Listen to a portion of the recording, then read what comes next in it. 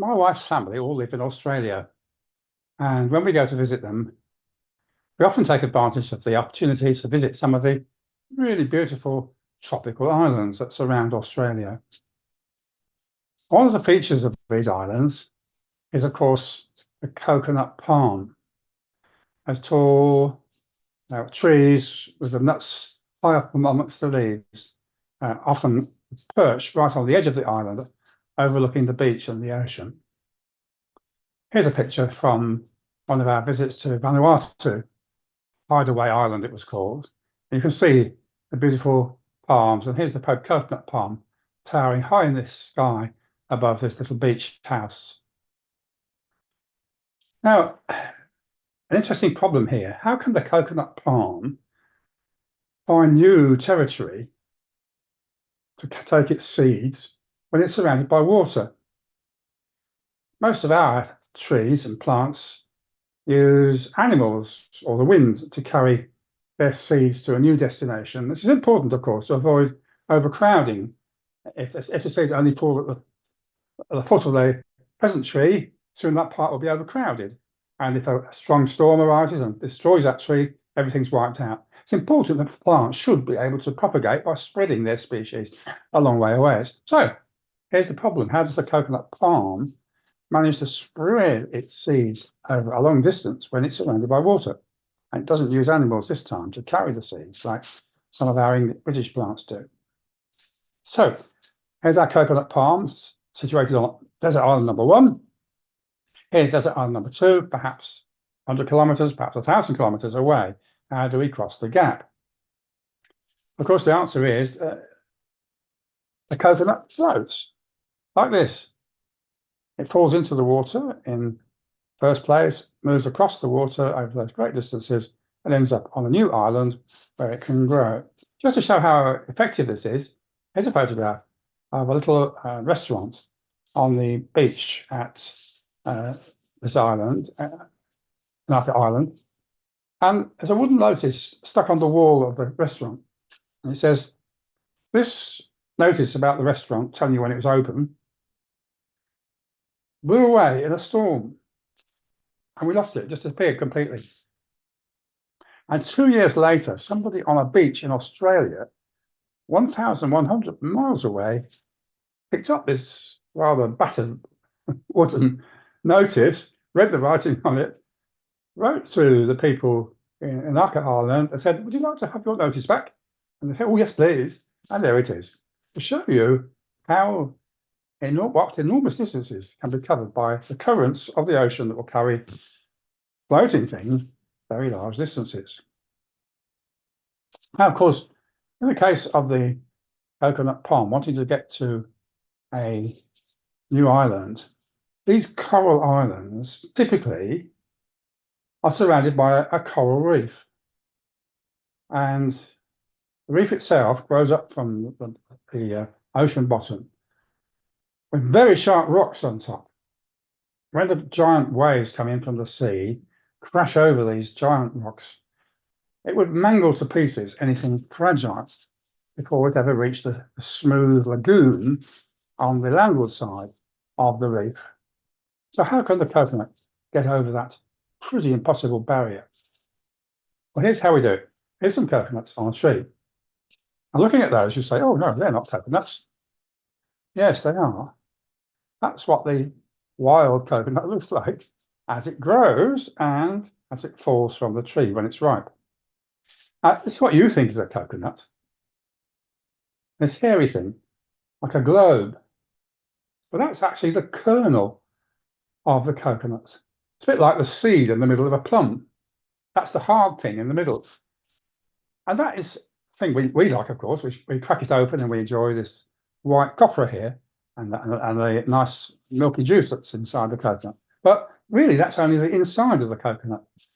It's surrounded in nature by a very thick layer of fibres, very tough fibres. And then after that, only after that, on the outside is this tough waterproof skin. And by the way, we use those fibres here that normally surround the kernel to make doormats and things like that, which are quite useful to human beings. Anyway, going back to our story then, we have a number of layers. Here's a coconut palm overhanging the beach. Here's the sea. The coconut falls onto the beach, rolls down into the water. Big storm comes, drives the coconut out to sea. It gets caught up in the current and away it goes. So here it is, cross section. There's the kernel, the thing you call a coconut. There's the big fat layer of fibre which pads it to protect the kernel. And there's the waterproof skin on the outside. There it goes across the ocean. Now, a picture there of it there. So an interesting picture of a coconut floating like this. You can see the waterproof skin there as it leads on its way to another island. Now, the problem, you see, is when it gets to island number 2, all these coral islands have surrounding them a reef, often a long distance from the beach. This part here is quite calm. It's the lagoon. There's somebody here swimming in the lagoon. You can just see on the margin there the rough sea where the incoming waves smash into the reef. That's the barrier the coconut has to cross over. That gives you some idea of the huge storm-like waves which arise when these huge ocean currents bring our coconut to the coral reef of island number 2. But as we said, this precious coconut embryo is held inside a very tough case, which we call the kernel, and that in turn is surrounded by a very heavy layer of thick fibres. So as it reaches these very sharp, rocky teeth of the reef, or the big waves pound it up and down, up and down, up and down, it bounces over quite happily and steams away into the lagoon. Eventually it washes up on the sandy shore, and now it's arrived at island number 2. Here's another question. How is that coconut embryo inside that tough kernel going to germinate when it's surrounded by a layer of material that we have to crack open with a coal hammer? That's the difficulty.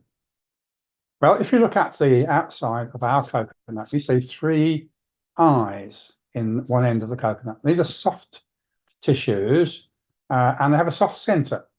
And it's through those soft centers that the new plant inside sprouts and makes its way out. Here's a cross section again. There's the shell, there's the eye, and here's the embryo which germinates and pushes its way out through the eye, through the shell, and away into the sand. Notice, of course, it's got the milk there and the copra, which is part of the system for feeding the plant when it arrives. The milk, which we like to drink, provides the embryo with moisture on the very dry, sandy beach of island number 2. The copra provides starch for our little creature to get started. And just like our seeds have starch in them to feed the embryonic plant when we sow peas and beans and things like that, so the copra provides starch for coconut. As it grows, the hydraulic pressure of the growing coconut splits open the kernel, and the plant roots can then go down into the sand, anchor themselves, and lo and behold, we soon have a new coconut palm. Here's a little picture of a nursery where they gather together coconut palms, control the growth of them, and to watch out to plant them somewhere else in a systematic sort of way. But you can see the new plant, the leaves coming out through the gap in the shell. Now, the coconut, of course, is very important for the life of the people who live on these tropical islands. It provides them with food, of course, the white copra. It provides them with cloth. They can weave the leaves of the coconut palm into cloth. The oil, it can be squeezed from the copra, which they can use for cooking and for anointing themselves with oil. And, of course, the actual fronds of the leaves of the coconut palm are used for roofing, for making houses. Here's some questions. How could the coconut evolve that tough, waterproof skin in order to float the huge distances, perhaps 1,000 kilometers, to the next island? How did it develop this hard kernel and the fiber padding so that it can stand the pounding of the surf when it crosses the reef onto island number 2, without which its chances of survival will be very slim? And then, of course, once it reaches the second island, how does it escape from that very tough kernel, which we have to hit with a hammer to get it open? Well, that's a wonderful thing to think about. And all those features have to be present at the same time if it's going to succeed when it arrives at the new territory. And we know, of course, evolution cannot plan, cannot design a new plant or a system like this. It's helpless. It's just random events or mutations that develop, according to the evolutionists, that develop new life. So how could all these features arrive at the same time by random mutations? It's no good having a hard shell if there's not a way to get out of it. It's no good having the tough fibre to protect the shell, without which it can't survive the crossing of the reef. The coconut itself doesn't know there are other islands out there for it to reach and germinate, let alone has it any idea how to reach them. So what we're saying is, and this is something we mentioned many times before in these talks, is it not simpler to accept that God was the designer of the coconut palm?